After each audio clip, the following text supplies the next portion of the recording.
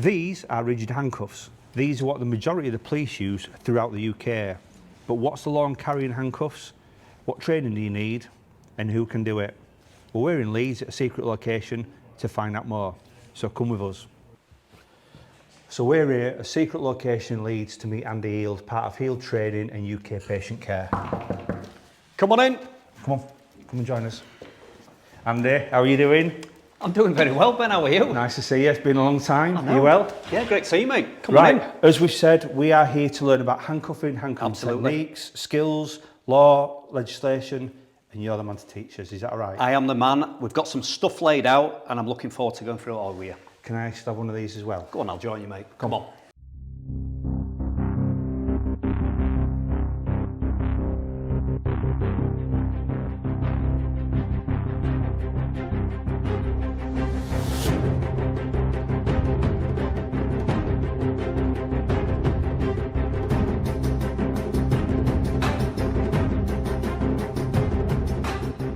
First thing is, these are rigid cuffs. These are what the police use normally around the UK. Yep. Can you just tell us a little bit more about these and the training you need to carry something like this?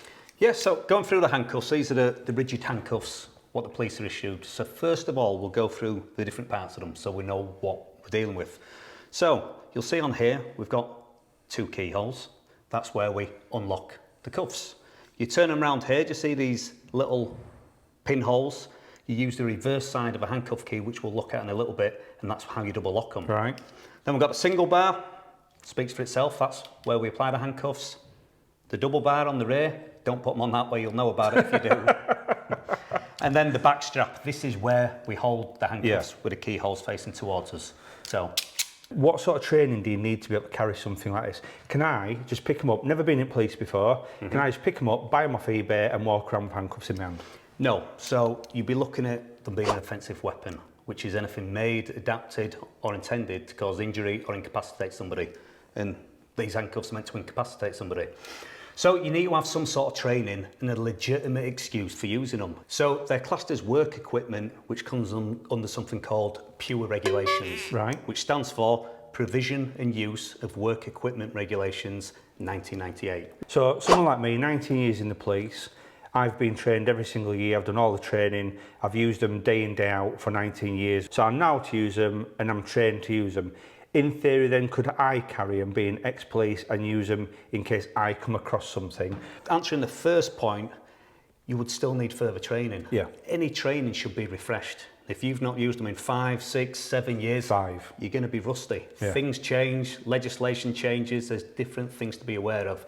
So you would need to have some more up-to-date training to bring you up to speed. Why would you put handcuffs on someone that's been arrested? Would you do it on 95-year-old Mrs. Miggins, or would you do it on 25-year-old Dylan, sorry Dylan if you're out there, that lives on a council estate, that you know steals cars all the time, steals motorbikes, and is violent against the police? Why would you put them on when you arrest someone?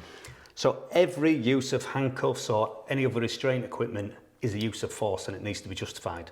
So if I'm applying the handcuffs to you, I need to be able to justify why I'm doing it. Right. Just arresting you is not a good enough reason. There needs to be legitimate grounds. So if you are 95-year-old Mrs. Miggins, why do I need to apply the handcuffs? You don't, do you? Are you at risk of escaping? No. No. Are you at risk of causing injury to me or yourself? No. No, so I'm probably not going to apply the handcuffs. So there's not just these sort of handcuffs, is there? What sort of handcuffs are around at the moment? So these are a set of soft cuffs. Right. So there's different variations. These may be useful to police, to security, but they're used quite a lot within a mental health environment because they're a more humane way of restraining somebody. Yep.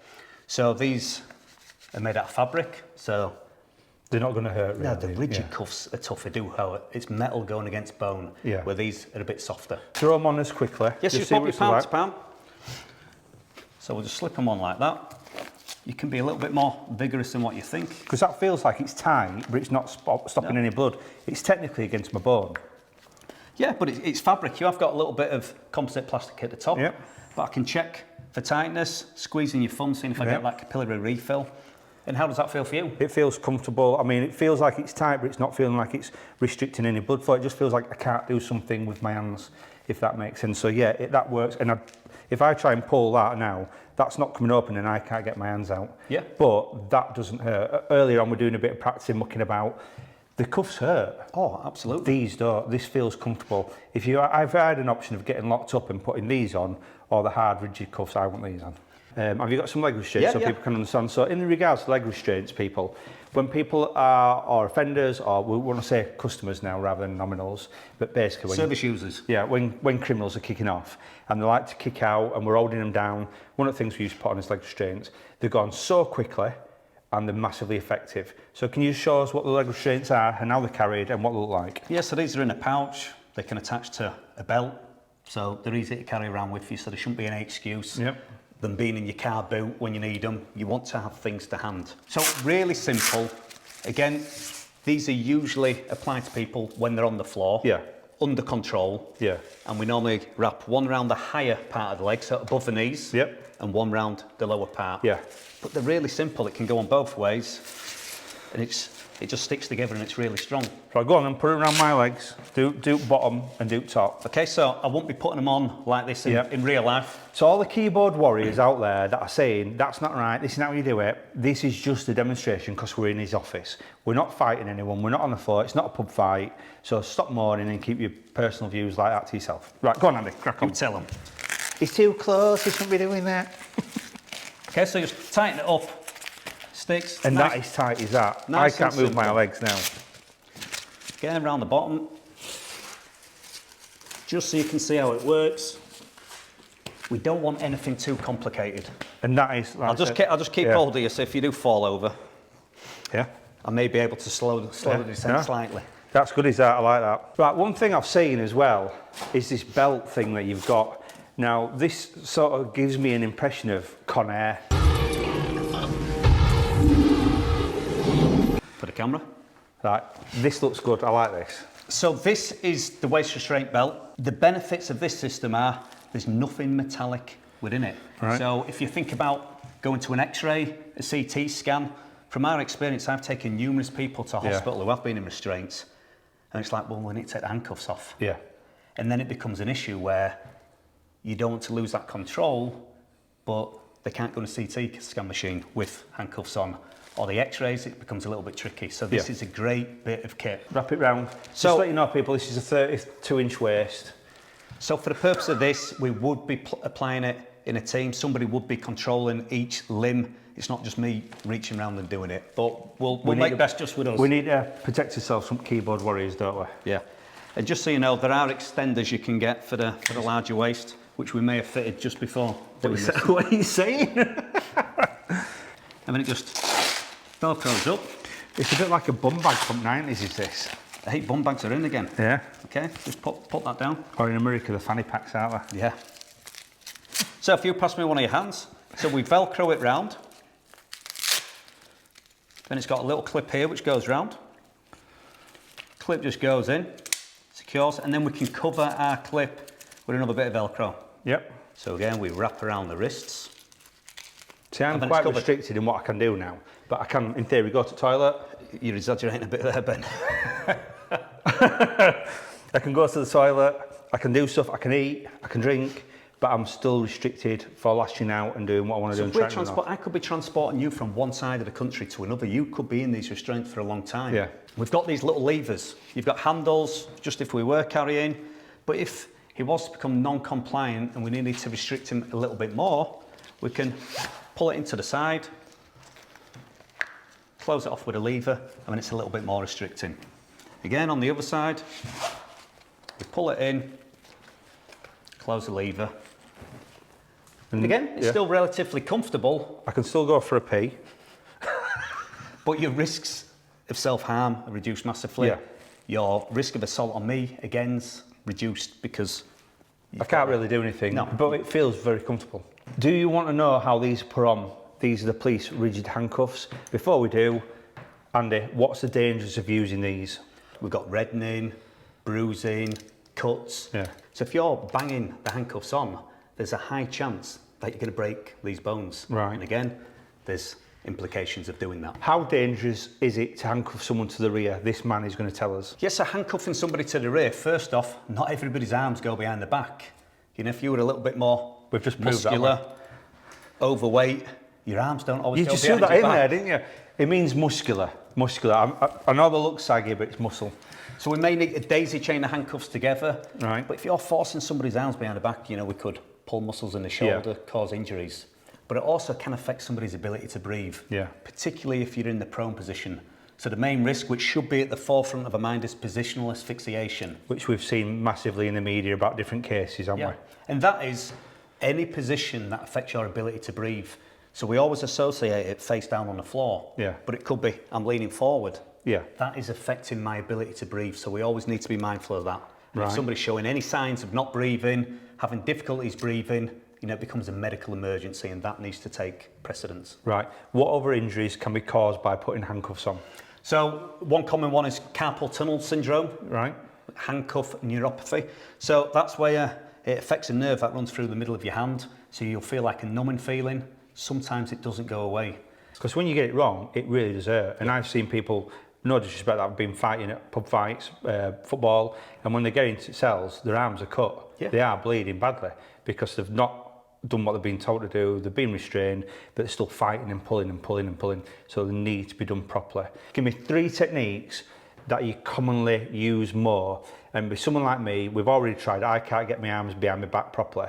So you've got a certain stack that you normally do, but if you can't do it, what stack would you do? So give us a quick demonstration on 2 front ones and 1 rear one. In the ideal world, I'd have the feet together. Bob your feet together for me, Ben. And the reason for putting the feet together is if Ben was going to attack me or become non-compliant, the first thing you're going to do is widen your stance. Yep. So it's like an early warning indicator for me. Just pop your hands out. Again, wiggling your fingers, palm up, palm down. People are creative, hiding razor blades, keys, things like that. Didn't between think your about fingers. that. So I'm just making sure I'm comfortable you've got nothing in your Yep. hands. Okay?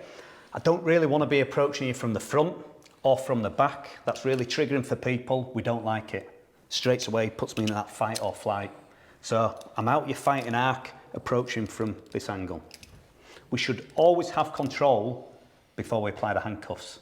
Okay, so I'm controlling your arm, which then moves on to the application point. Okay, can you remember where are we going to put it on? You're very professional about this, you know. It's not like this off camera, you know. So where's the application point? Don't just point, tell me. On my arm and wrist. The gap. So you see you've got this bone. Mine's a little bit bigger than average. Yeah. Okay, and it's little finger side. Yeah. Okay, so I'm little finger side of God's notch there. So I don't want to grab there because I'm... God's notch? God's notch. God's notch. Right. Because if I grab there, where am I going to pull them on? Yeah, exactly. So I'm grabbing to expose the application Yeah. point. I'm touching and then pushing on. Not ramming. Not hitting ramming. hard. Yep. Checking for tightness a little bit there. And then rather than walking all the way around where he could kick me, again, trigger him, just pass me your hand underneath, get them to do the hard work. Again, grabbing his fingers, turn in the corner, touch, push. Okay? The next thing is to check for tightness. Can I get my fingertip in? Can I squeeze the finger and check for the capillary refills? And then I'm going to say, I've checked them for tightness and they're okay. Yep, they're okay with me as well. Because if I was going to say, are those all right for you, mate? No, got a real job. So it's about thinking about the language we use. Reverse side of the handcuff key, we put the little end in, that little hole, and that double locks them. The main purpose being it stops them getting any tighter. Because if they weren't double locked and you were wriggling, struggling, they could cinch up, and then it could start causing issues. So them now, to me, they're uncomfortable, but they're on. So if I stay how I am now, I'm fine. Yep. If I try and move or they're starting to hurt. Yeah. So best thing for me is being compliant. I'm just going to keep my hands there and do exactly what you're telling me to do. Absolutely. Okay, so then when we look at taking handcuffs off, this is when most people are likely to be assaulted. Most assaults on police officers happen within the police station. And that's because complacency kicks in. They start to feel safe because I'm in a police station, there's other police officers about. He's been fine on way in. And we're He's seeing been all right, is this all lad? sorts of disastrous things that have happened. Can I have a smoke, mate? Yeah. Can I have a smoke? Can I go in drill yard? Okay, so when we're removing handcuffs, we've got to remove them with a lot of scrutiny. Yeah. You know, we've got to be aware of what's going on. So which arm am I going to release first, Ben? The one away. Yeah, because if I release this one close to me, whilst I'm looking for the other one, it could be slapping me in the face, doing all sorts. So I want to get you off balance again. You've already got your feet together. Get you in that position of disadvantage. Common thing, people reach straight through for the handcuffs, but if I'm reaching there and he swings an elbow, I could get elbowed in the face. So a little tip on blocking that before reaching it, elbow me in the head Yep. now. I can't, it No hurts. chance. It hurts. So for releasing them, I avoid lefts and rights. I'm going to release this hand first, and when I do, put it on the back of your head. Do you understand? Yep, I understand. I'm squeezing it. You might not know your lefts and rights. No, I don't. Okay. And then looking for the keyhole. Once I'm in it, I can stop looking at it. I see everybody staring at keyholes. I turn it one way to unlock the double lock, the other way to open it. Wiggle it out. I close it. Just go forward a little bit. And then I take a big step backwards here. So that's proper control now. I can feel that I'm not going to move now without that. That's really locking into my wrist now. Yeah. I'm not trying to apply any pain, No. but if you were to become non-compliant, I have got options. I'm not going to become non-compliant. I just want him off. Okay, so I can see your hand at the back of your head. Keep it there. Okay. I'm looking at the keyhole for a second, then my attention's back on him. Right, when I release this hand, I want you to put it on the back of your head. Do you understand? Do it now. Close the handcuffs off. Maybe take an extra step back so I've got some room to react if something was to happen. Get them prepped so they're ready to go again. Fantastic. So we see a lot of people do this. This is a common, I've been arrested, put your hands out. Yeah. Why do we not do this? We call this the front palm to palm. So quite often when people are applying them, they're dropping them on his front position. Yep. Again, triggering, and it's not good from a personal safety perspective. You could kick me, I'm leaving myself open. Yeah. When you're fighting arc. But I think if you've got the handcuffs on here, boom, you can hit somebody, you can reach over, strangle someone, pull a handbrake up, which has happened within the police force where people unfortunately lost their lives. So you're a lot more capable in this position.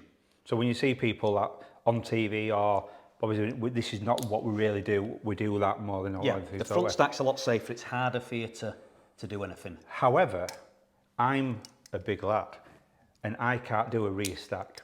Yep. So I'm going to turn around now, and if I can't do a rear stack, you can either, like I said, daisy chain them, or you might have to do a palm to palm on my back. Palm to palm or back to back. Right. So can you just show us that? So in theory, if I turn around now, people, Yeah. I cannot go from there now. I cannot do a rear stack. It won't go on. It'll No. really hurt me. So if I'm too big now from behind, how are you going to put some cuffs on? Well, we could just stick them onto the front, but if you were being non-compliant, it did become into a bit of a struggle. We might end up in the back-to-back position. So just put your hands back-to-back for me. It makes it a little bit easier. I'm here. Put that one on. Put that one on. Again, I'm checking for tightness. Because his shoulders are tight, it may put a little bit of pressure on. But See, how does that feel? That does hurt, but that is comfortable. I'd be more than happy sitting in a police car a bit like that. And again, we double lock them so they don't get any tighter. And if you were to sit in a police car, your hands are going to be getting squashed. It is not a comfortable position. This is something we want to be doing at a last resort. Yeah, you want to be doing that as a last resort, so it's not ideal. Right, you all right? We're Happy? going to go for some lunch now? Yeah, go for some lunch. Can I need a wee? Can you unzip me, please? So what is the legislation in regards to using rigid handcuffs? Andy, tell us now. So the main bit of legislation, we've already talked about pure regulations, which governs work equipment. It's section 3.1 of the Criminal Law Act 1967. You could even put that up on your video. Do I have to? Okay, so I'll say what it says. So it says the person may use such force as is reasonable in the circumstances in the prevention of crime or in effecting or assisting in the lawful arrest of offenders or suspected offenders or of persons unlawfully at large. It says you may use reasonable force. Does that mean you have to? Nope. It's a choice, isn't it? Right. Are you willing? Are you able? I've seen some stuff going on before and I think no chance of I getting involved in that. Yeah. And that's perfectly fine. We'll come on to what reasonable is, and it then says in the prevention of a crime. Does it have to have happened yet? No. So we can be first, we can be preemptive. You know, so applying handcuffs could be preventing a crime. You know, if you're trying to assault somebody, it could be preventing a crime. One of the main bits, R.V. Griffiths, 1988, which says... Font of knowledge, just like in a Font of knowledge, which says if you believe that you or another person are in imminent danger, means it's soon, then you may use such force as is necessary and reasonable to avert that danger. Right, I'm going to throw this out there now because everyone's going to moan, everyone's going to throw this. What is reasonable force? Okay, so the way to define reasonable force is two things have to be present. One, it's got to be necessary, and secondly, it's got to be proportionate. Fantastic. Well, Andy, I think I've just been... Just with the font of knowledge you've got. How did you get through 20 years in the police? I without don't, knowing I've any got of this? no, I don't know. I just turned up on day and they gave me a uniform and a fast car. So Perfect. all I can say is if you want to speak to Andy, you want to go on his courses, or you want to know anything more about handcuffing, all the links are shown down below. Andy, it's been an absolute pleasure. Thank you you, are Ben. a full-on expert and a professional at what you do. I'm the village idiot and I'm going to go. And we do live in the same village.